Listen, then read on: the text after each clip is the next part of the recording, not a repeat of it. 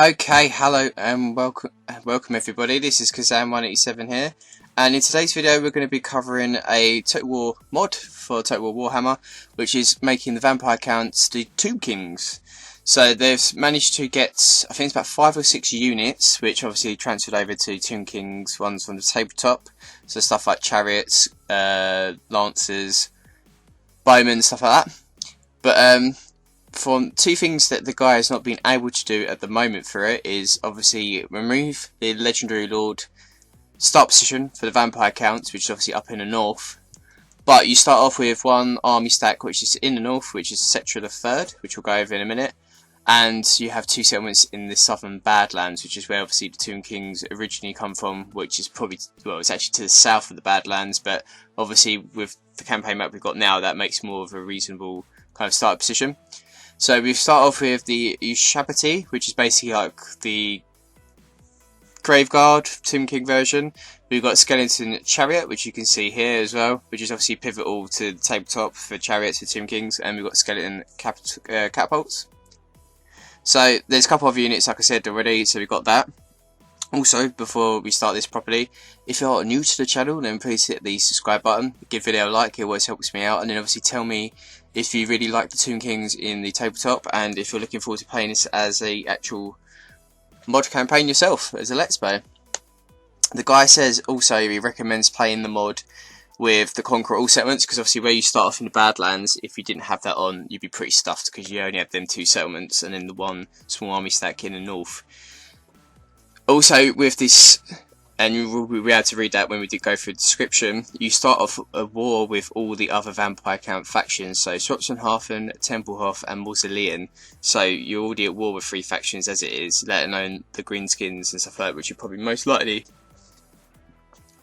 be at war with. Also, he mentions there's no vampiric corruption, because obviously these are not vampires, even though it's classified as Vampire Counts, as you see here, and obviously you can still recruit Vampire Count units within the campaign. You cannot spread vampiric corruption because the Tomb Kings are not that. So obviously we're going to read this through here. So while tracking down some of the vampires in the old world, Cetra the Third, one of the grandsons of the great pharaoh of the Tomb Kings, Cetra the Imperishable, uncovered the plans of some Sylvanian counts to enforce a new rise of the vampires in Sylvania.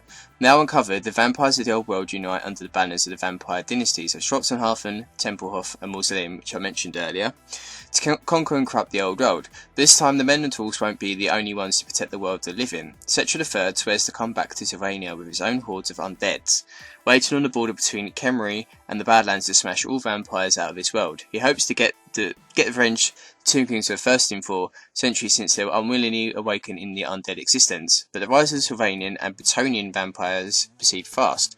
The time to save the old world is running out, and Cetra the Third has to hurry back all the way from Sylvania to his desert realms in northern Necra, I think that's pronounced, to inform his pharaoh and prepare for war. It's also time to lead the counter invasion of the Tomb Kings and time to sweep the vampires off the world. So for this one, the playstyle is going to be exactly the same as the Vampire Counts, because again, this is where it's initially started on.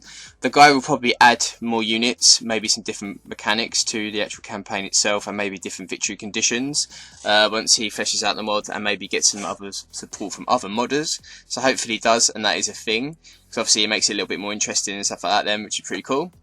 So ideally that's what he'll be doing, and he can get the ball on the road from there. We're going to go to the other description for the actual Cetra the Third, and then we'll be going to the campaign map to see what funds and stuff you've got, and then we're going to be looking at the units itself. So now we've got the faction leader. You can play as Cetra the Third, which you obviously can see here, and we've also got the other guy, which I cannot pronounce his name.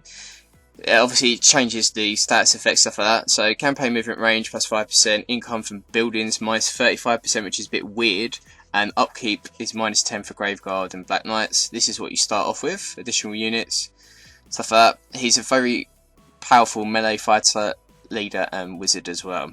So we're going to read the description here. We've got Cetra the Third is one of the descendants of his grandfather Cetra the Imperishable, pharaoh of Kemmery and all the Tomb Kings, Cetra the First. Granted Cetra the Third his own small principality in the north of the land of the Tomb Kings, bordering the realms of the Greenskins in the Badlands, the capital of his principality in Kerma. In his life, Cetra the III once ruled the whole of Necra for a long life and fought against vampires, the necromancer Nagash and the Greenskins. Awakened from the dead by Nagash, he soon opposed the his magical influence over the Tomb Kings, and joined the group of Tomb Kings under the leader Cetra I that defied Nagash. Since then, his duty is to secure the northern border of the Tomb Kings against Greenskins, and he also watches out for the vampire activity north of Necra. So, in the actual tabletop itself, the Warhammer in the Warhammer universe, the Tomb Kings is actually the ones I've been most interested with throughout the whole time of obviously wanting to play this game. So playing this is going to be pretty cool, so I'm looking forward to it. As you can see here, this is the beginning of the campaign. I'm on the campaign map now, and we're going to see what type of funds we have. Start off with 5,000 as you typically would, and 2,107 for the income.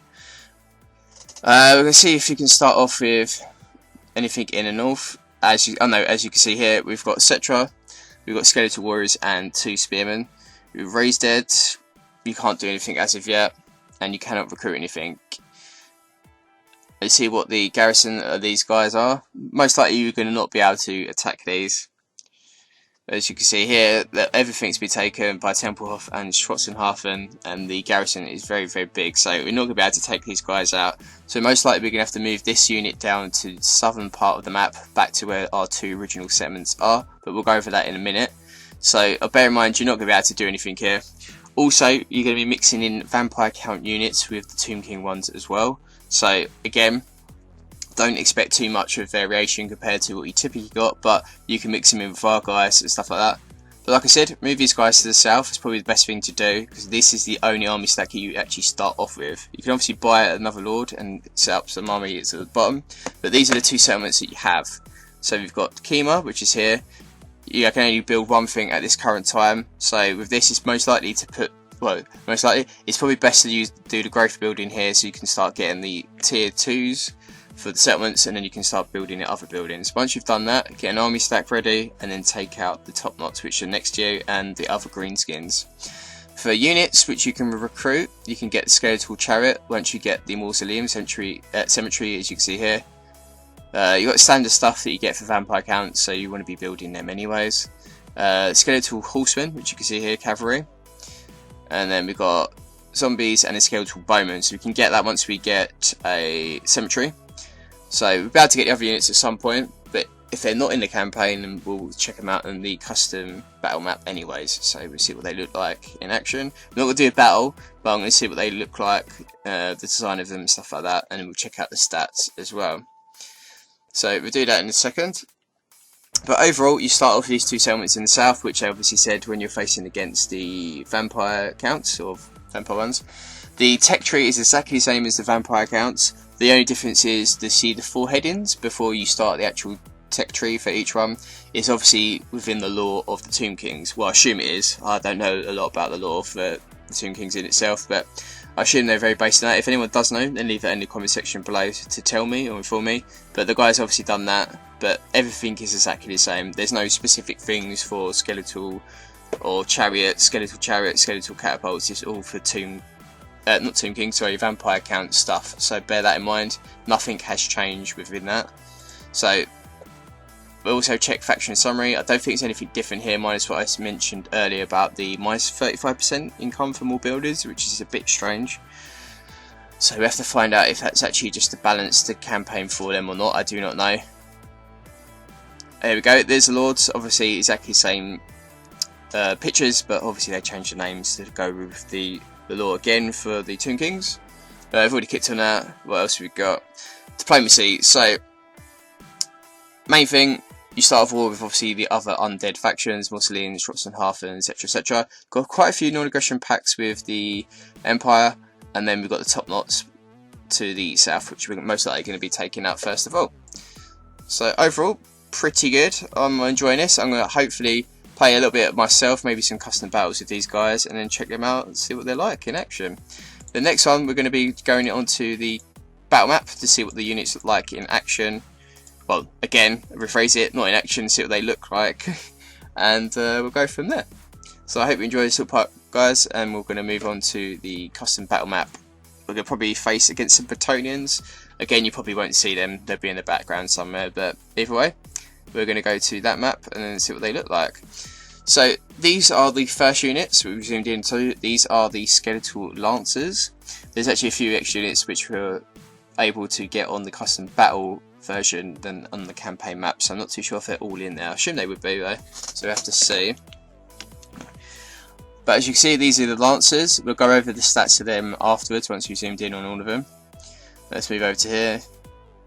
Okay, that's actually a bush. That's not any units when he did it. These are the skeletal bowmen, which obviously can be very cheap. Missile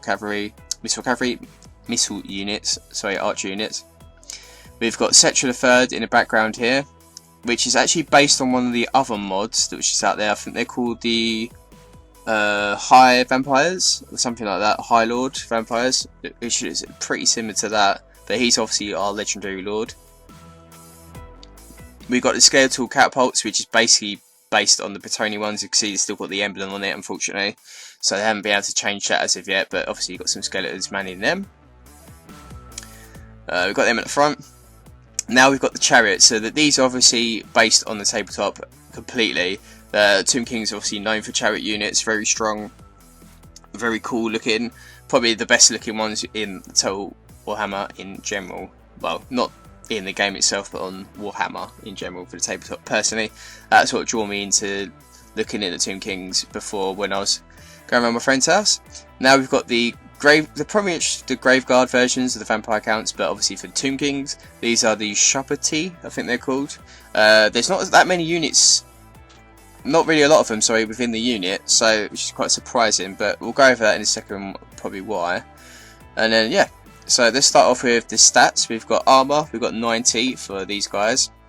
We've got 65 leadership, 51 speed, melee attack 35, melee defense 28, and weapon strength 400, which is fucking bonkers. And charge bonus 44. So these are going to be pretty good within the charge, but there's only actually 14 of them per unit. So it'd be quite interesting to see how balanced they actually are when you use them. So you have to bear that in mind. We've also got the shock lancers or shock cavalry, which is 45 within a unit. So we've got armor 20, leadership 40, speed 80, melee attack 20, melee defense 18, weapon strength 24, and charge bonus 28. Pretty standard unit, very fast and shielded, so bear that in mind. We've obviously got weaker units, which is missile infantry. We've got armor 20, leadership 27, speed 31, melee attack 10, melee defense 10, weapon strength 26, charge bonus 4, ammunition 22, and range 155, which is not bad actually for a missile unit. Missile damage 20. So obviously this is your bowman for the skeletal bowman. Cetra, obviously he can use all the magical spells for vampires and something else. I forget which one it is now, but you can obviously upgrade them once you get them to that level. So armor 90, leadership 80, speed 38, melee attack 65, melee defense 45, weapon strength 430, which is obviously quite strong again, and charge bonus 25. Now we've got the catapults. We've got armor 20, leadership 25, speed 17, melee attack 10, melee defense 10, weapon strength 26, charge bonus 4, ammunition 22, range 420, and missile damage 147. We've got skeletal chariots. These are going to be pretty good. Armor 90, leadership 70, speed 80, melee attack 22, melee defense 16, weapon strength 40, and charge bonus 76. They're probably going to work exactly like the other chariots in the game, but still pretty strong units, especially with the collision being all messed up at the moment. Overall, pretty good. I like the look of them. They seem pretty legit. I have to see what they're like in the custom battle, so watch this space on the channel. I may try and do one against another faction and see what they're like in a separate video. But obviously if you're new to the channel and you've enjoyed what you've seen, please hit the subscribe button to give the video a like, and then tell me in the comment section below if you're going to be playing a campaign yourself as Tomb Kings, and any lore and stuff behind them that I may not know. If any information I got incorrect, then please leave it in the comment section below, and I hope you enjoyed the video. I'll catch you guys within the next one. Bye bye.